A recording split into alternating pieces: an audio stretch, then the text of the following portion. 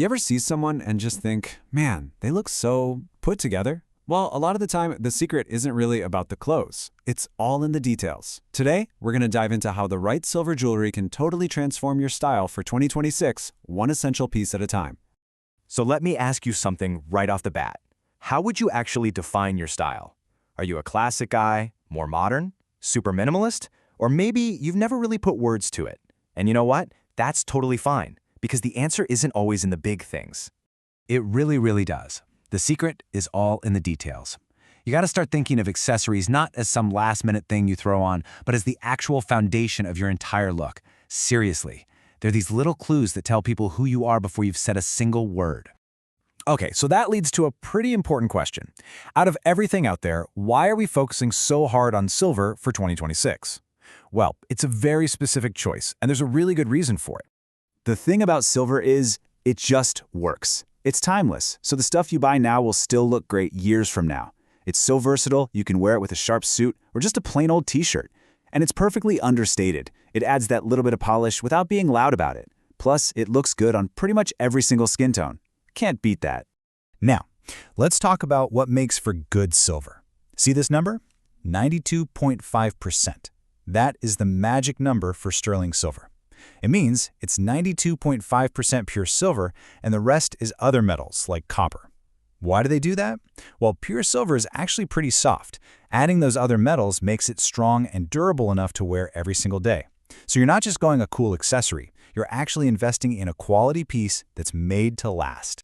All right, let's get into it. Time to start building your collection. And we're going to start with the absolute foundation, the essential ring. I mean it. If you're only going to own one piece of jewelry, this is where you start. So you've basically got two killer starting points here. First up, the signet ring. This one is dripping with history. We're talking classic, bold, a real personal statement. Then, on the other hand, you've got the simple band. This is your modern, minimalist choice. It's for the guy who's all about clean design and quiet confidence. But here is the most important rule of all, no matter which one you go for. It has to feel like you.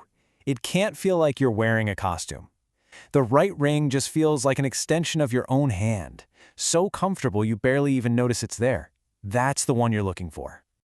Okay, moving on. From the hands, we're going to move up to a piece that really frames your entire look, the timeless necklace. This is where you can make a bit of a statement. And again, you kind of have two main roads to take. A simple silver chain is it's a game changer.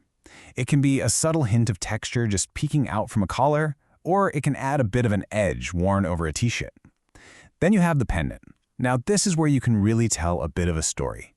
It could be a symbol that means something to you, or just a cool design that catches people's eye. Just think about it for a second. A necklace sits right there, below your face. It's in prime real estate, framing your whole vibe.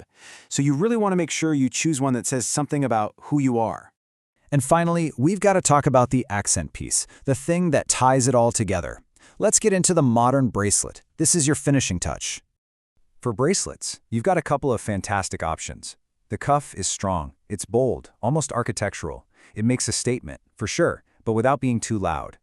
Then there's the link bracelet. This is just pure, classic style. It looks amazing next to a watch and just adds that little touch of refinement. Oh, I love this way of thinking about it, right? If your outfit is a sentence that's expressing your style, the bracelet is the period at the end. It just signals that the look is finished, it's intentional, and that you thought about it. Okay, so you've got the three essential pieces down. The ring, the necklace, the bracelet. Now for the fun part. The final step is figuring out how to put them all together. It's all about curating your own collection. This is a perfect example. See on the do side how things are spread out? There's balance between both hands. That's what you're aiming for. Spread that visual weight around. And hey, mix up the textures. A smooth ring with a more detailed chain looks great. Now look at the don't side. That's the big mistake. Overcrowding. You got to remember, less is almost always more. So here's a super simple 3-step check you can do every single day. Step 1, pick your hero piece for the day. Is it that new signet ring? Awesome. Step 2, add a supporting accent, maybe a simple thin chain. And step 3, and this is the most important part, do a final edit. Take one last look. Does it feel balanced? If something feels off, just take one piece away. That final edit is the secret weapon of great style.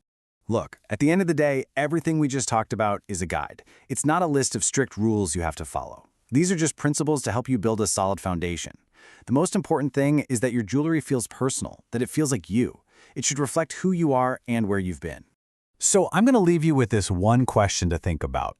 As you start building out your collection, or maybe just refining what you already have, what story do you want your silver to tell about you? What is it going to say in 2026?